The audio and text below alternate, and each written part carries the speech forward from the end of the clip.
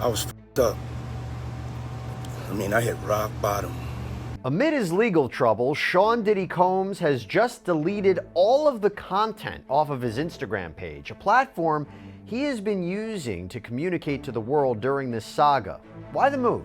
Well, we bring on former federal prosecutor who helped put away sex abuser R. Kelly, Nadia Shihata, to talk more about what the strategy might be here. Welcome to Sidebar, presented by Law&Crime. I'm Jesse Weber.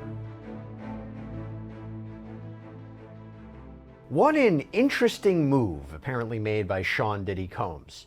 The rapper and producer has now deleted all of his posts off of Instagram, nothing for his almost 20 million followers to see. Now, why is that significant? I'm going to tell you why. It's significant because he has used Instagram numerous times during the course of his legal saga to send out certain messages. So let me explain that. We know that beginning in November of 2023, Combs has been hit with a number of sexual assault lawsuits, and that there is reportedly a federal investigation into human trafficking being conducted. This is when, we remember, federal agents raided his homes in LA and Miami back in March. Now, we don't know the exact details of this investigation, who they're looking at, but after speaking to a number of different experts in this and reading different reports, it would seem that Sean Diddy Combs is somehow a part of this. Okay. Now, as we discussed on a previous sidebar, there are reports that a grand jury is being assembled in this case out of New York.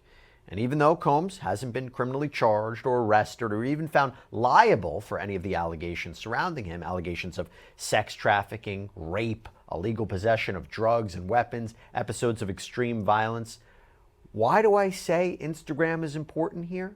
Because when Combs is getting hit with lawsuit after lawsuit and all this is happening, there have been a number of very interesting posts. So back in December of 2023, so he's already been hit with a number of lawsuits, he posts this to Instagram, and he posts, "Enough is enough. For the last couple of weeks, I have sat silently and watched people try to assassinate my character, destroy my reputation and my legacy. Sickening allegations have been made against me by individuals looking for a quick payday. Let me be absolutely clear. I did not do any of the awful things being alleged. I will fight for my name, my family, and for the truth." Let's just keep that in mind for a second. Then in April, after the raids on his homes, he posted on Instagram the music video for his song Victory. And in that video, Combs is running from the police. And in the caption, it was written, "Bad boy for life," with the closed fist emoji. What he was trying to say and why he posted it then, not entirely clear. We don't know. We can make sort of assumptions about what he was trying to say.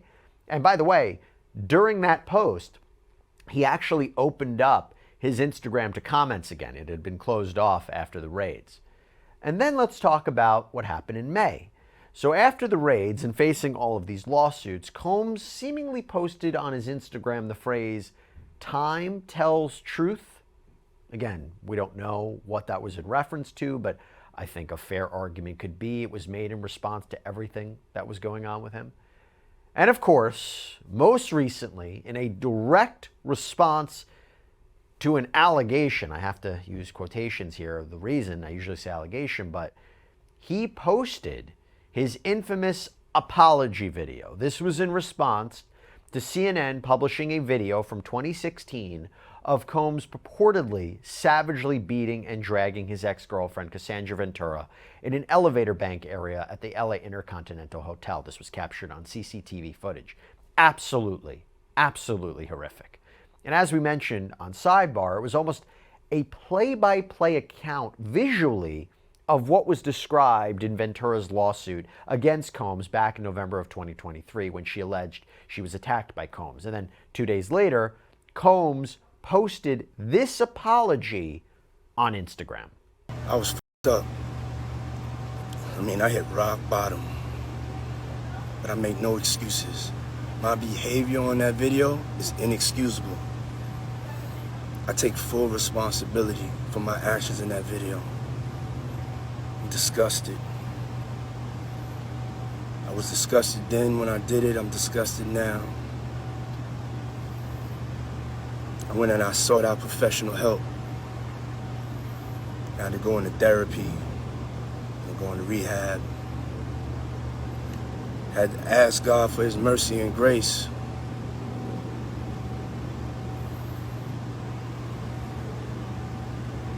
I'm so sorry.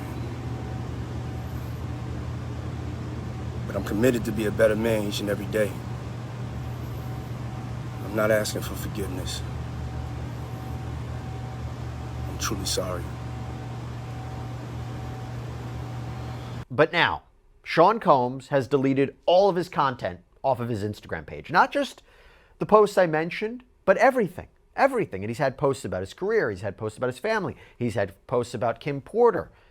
And why did he do this? Assuming, of course, this wasn't just, I don't know, an accident. He hit the wrong button, or somebody that manages his account hit the wrong button.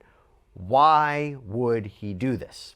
For that, let me bring in Nadia Shihata, one of the New York prosecutors on the R. Kelly case, who's now a criminal defense attorney. And remember, Kelly was convicted of child pornography, racketeering, sex trafficking charges, multiple cases in 2 states, sentenced to 31 years in prison. Nadia, so good to see you, and in person. Great to meet you. Great to meet you too. So, why do you think he did this? It's perplexing. It could be that he wanted to just make sure he didn't post anything else that could be potentially incriminating. To the extent he was trying to kind of thwart investigators, that wouldn't really be helpful, because chances are they've sent a preservation request to Instagram and any other accounts he has. So it's really hard to understand why he did that. Would you have advised him to do this? Because maybe, look, I'll tell you right now, we've talked about some of the problematic posts. He posts, enough is enough. I'm innocent of all this. I didn't do any of this. And then a few months later, he admits essentially that he was beating Cassandra Ventura in that video. So it kind of made that post a little questionable. A lot of people thought that that apology video was nonsense. Yeah. Because he only posts it after the video came out, after he knows LA prosecutors can't charge him with assault. Do you think that this was his lawyer saying, you need to delete everything right now? We don't even want, it's not like he deleted his account. He could post something. But do you think it was his lawyers advised him of this? It's possible. I mean, I think when you're under investigation, particularly a serious federal investigation, the best course of action is generally to stay silent, let your lawyers do any of the talking, and see how it plays out. Would you have advised him to delete everything off his Instagram account? I don't know that the deletion is helpful. Yeah. I certainly would have advised him probably stay off the Instagram account, right. Or at least don't talk about this. I thought from a personal point of view, could be wrong, if you delete everything, there are no comments. And if in the interest of his family and his friends, maybe he didn't want them reading the comments that were posted on his account. Yeah, that's definitely possible. I mean, social media is a hotbed for comments from all sorts of people, and some of them are very unkind, so that's definitely a possibility. You know what was interesting? I said he didn't delete just the things that I mentioned, but he deleted so much more, right? I think if he were to delete just those posts, that could have backfired on him, right? If he just deleted the posts that were arguably in relation to his legal saga, that would have been a problem. Yeah, and look, actually in investigations, social media posts can actually provide interesting and useful evidence to show where someone was at a certain time, particularly if you don't have kind of like cell site location data from a long time ago. Sometimes the social media posts, they're not incriminating in and of themselves, but it can corroborate that you were at a specific location on a specific date and time. So, like I said, I imagine that prosecutors, particularly after that apology video was posted, probably had already put in a preservation request and have potentially done search warrants and subpoenas to Instagram and Facebook and other social media. Hey guys, so we have fantastic sponsors who help support the show, and I want to call out one right now, Upside. Now this is very cool. So Upside is a free app that gets you cash back on daily essentials like gas, groceries, dining. Now believe it or not, I do know how to pump my own gas. I don't know if that's a shocker to you out there, But I do. And when I do, I can use the free Upside app. And why not get cash back when you fill up your tank? And yes, this is actually real cash back. No confusing rewards or points or credits, just actual money you can transfer straight to your bank account. So once you have the app, claim an offer for whatever you're buying on Upside. You pay as usual using a debit or credit card, and you follow the steps on the app and you get paid. As you saw me just do, you can use Upside at places like, I don't know, Shell, Exxon, Mobil, 7-Eleven, Sunoco, restaurants like Chipotle, Papa John's, Dairy Queen, Domino's, KFC, Taco Bell, and that's just to name a few. So to find out how much you could earn, click the link in the description to download Upside, or scan the QR code on screen and use our promo code SIDEBAR, and you'll get an extra 25 cents back on every gallon on your first tank of gas. That's promo code SIDEBAR for an extra 25 cents back on your first gallon of gas. Yeah, I mean, he deleted all the stuff, even stuff about Kim Porter, who was his ex, who died of lumbar pneumonia several years back, mother to several of his children. I do wonder if it was a way to not give people a platform to comment on him. Sure. I think that's fair. I mean, they can comment in other ways.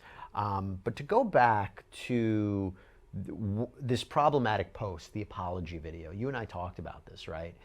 He posts this, but it made no sense because he's still potentially under federal investigation. And as you talked to me about in a previous sidebar, right, that video, even though he can't necessarily be charged in LA with assault because of the statute of limitations, that video could be used in a potential federal case against him, right? Absolutely. And I imagine it is being used in the investigation. Certainly, anytime you have video evidence of anything that corroborates what a witness is telling you, that's very powerful. And the investigation seems to relate to sex trafficking, seems to relate to use of force, fraud, or coercion. Certainly a beating of that type is evidence of the use of force. Let me ask you this. We don't know the exact status of this investigation. We don't know what's going on.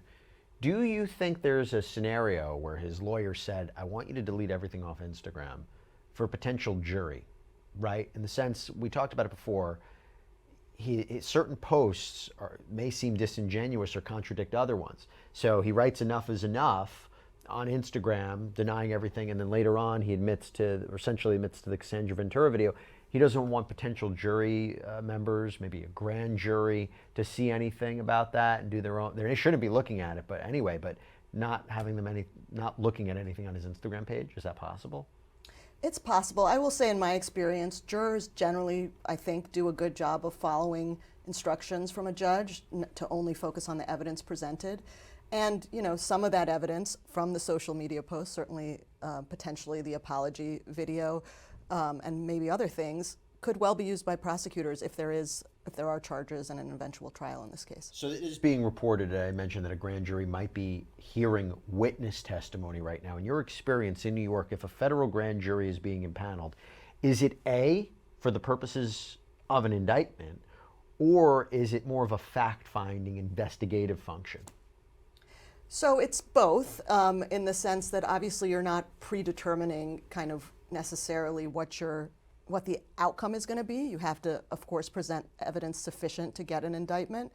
But, you know, in these kind of multiple week grand jury investigations, or multiple month even, generally speaking, you probably have an idea of the charges you're looking at. You are picking who you want to testify in the grand jury, sometimes to lock in their testimony if you're concerned of memories fading or someone being a reluctant witness.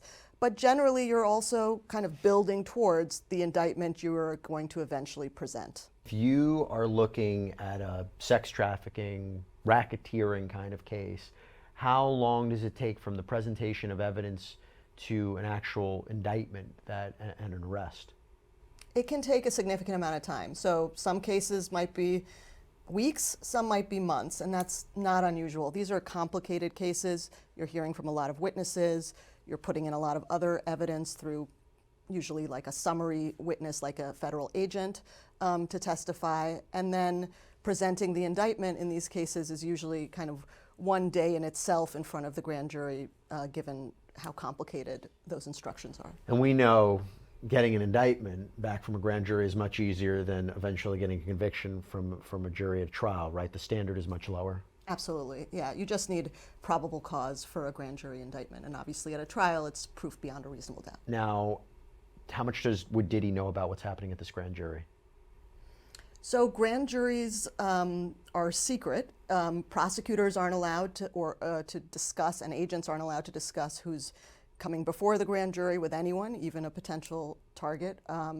So all he will really know is what he hears from others. So a witness who testifies in the grand jury is not sworn to secrecy. They can tell whoever they want that they testified. So, Really? yeah. So, I mean, often they're advised not to, but they're under no legal obligation to keep that secret. So, to the extent anybody that's somehow aligned with him has testified, they may be telling them, hey, I got a grand jury subpoena. Hey, I testified. Here's what they asked me. That's certainly possible.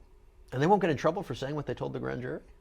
No, they Wow. are not sworn to secrecy. Interesting. So okay, let's play that out for a second.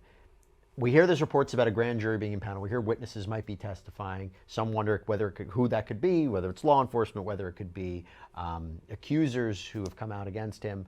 Let's say he was made aware of this. Is that, again, we're speculating here, but do you think that would be a motivation to delete anything from his Instagram?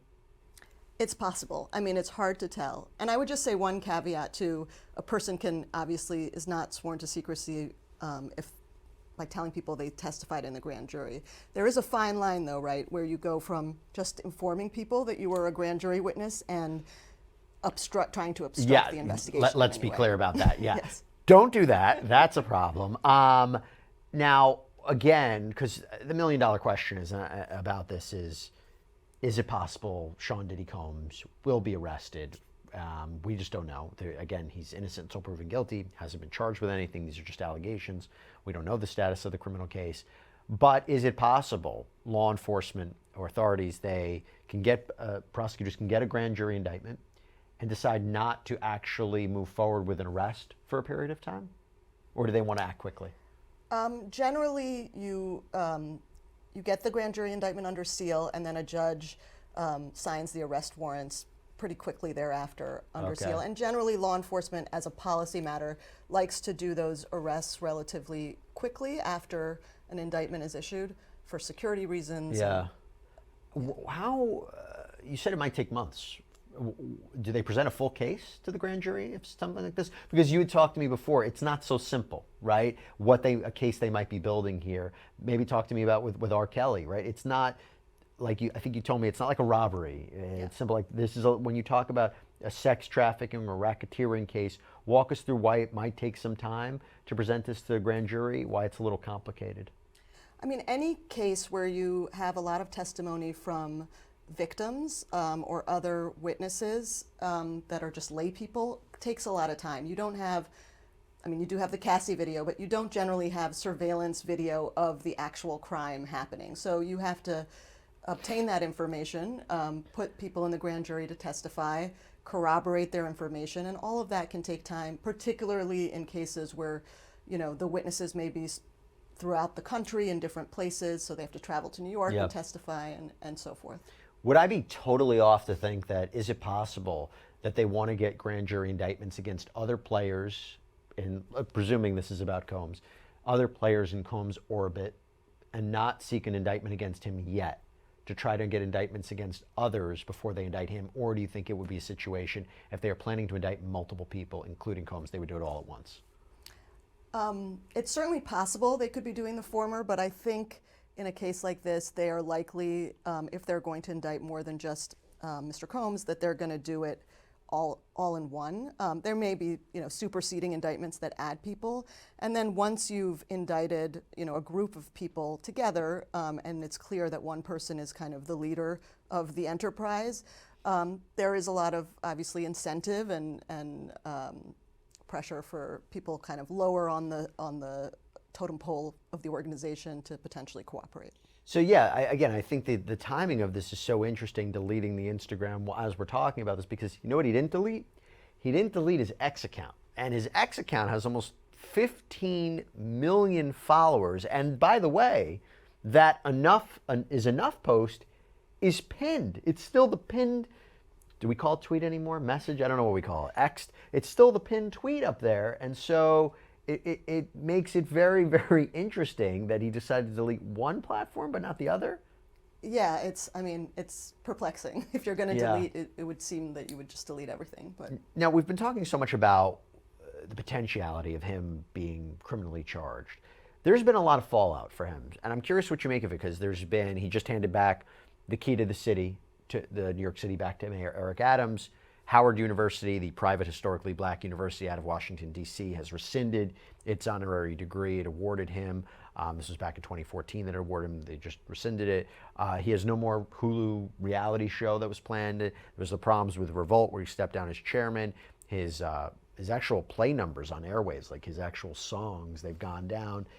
He's taken a major, major hit from a PR point of view, from a career point of view, from probably a financial point of view, and obviously even just being hit with lawsuits is from a legal point of view.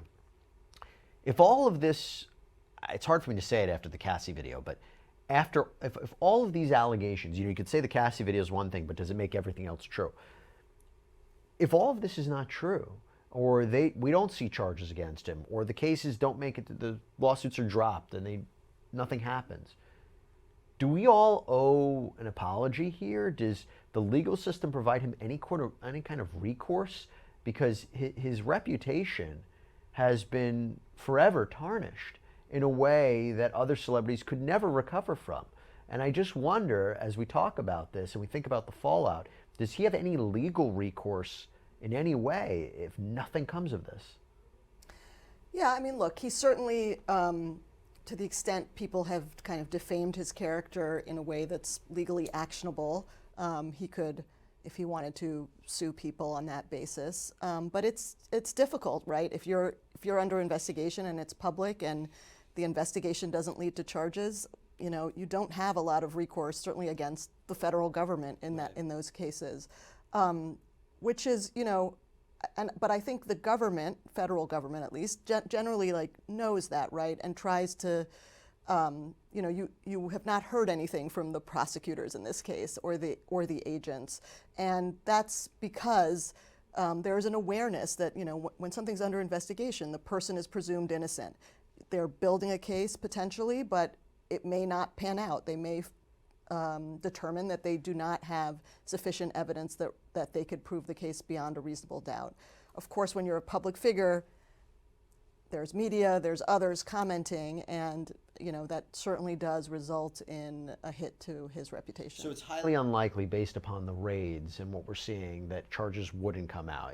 You wouldn't put in that level of force. You wouldn't go in that way. You wouldn't see what's happening here unless you were sure you had a case and could build a strong case.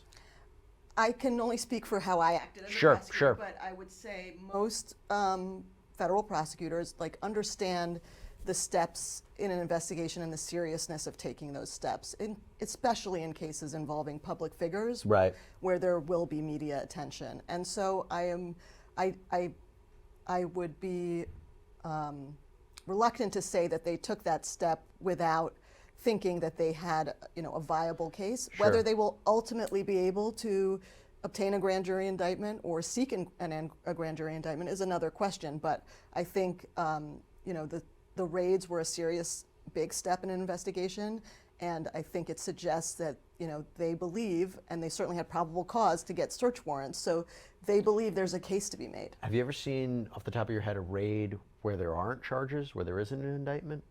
A federal raid like that? Not in a case like this. I Yeah. mean, there's federal cases across the country, so I'm sure it's It's happened. an unfair question, but let me ask you this. When you're dealing with a high-powered celebrity like an R. Kelly or like a Sean Diddy Combs, is there extra reservation, extra hesitation before you act?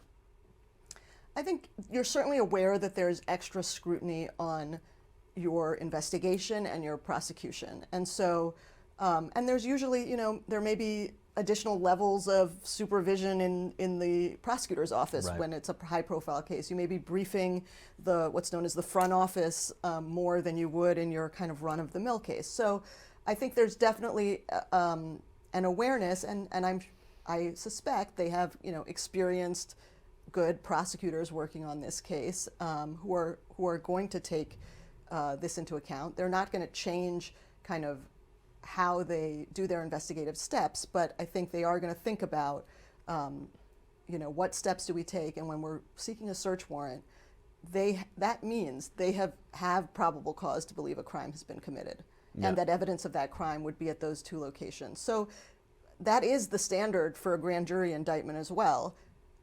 The reason I suspect, charges haven't come yet is because prosecutors want to make sure not just that they have probable cause, but that they can win this case if they take it to trial. So to wrap a bow on it, we're not entirely sure why he deleted his Instagram. The timing could be in relation to some of these ongoing legal issues. There's a number of different reasons why it might be happening. The grand jury announcement or the reporting of a grand jury is very, very circumspect and very interesting that this happened at this time. What would you be advising if you were representing Sean Diddy Combs? What would you be advising him to do right now? I would be advising him to go about his life, but not to comment on anything that could possibly pertain to this case. No more Instagram posts. No more Instagram posts. Totally got it. Nadia Shihata, thank you so much for coming on. It was a pleasure. Thank you for having me. All right, everybody, that's all we have for you right now here on Sidebar. Thank you so much for joining us. And as always, please subscribe on Apple Podcasts, Spotify, YouTube, wherever you get your podcasts. I'm Jesse Weber. I'll speak to you next time.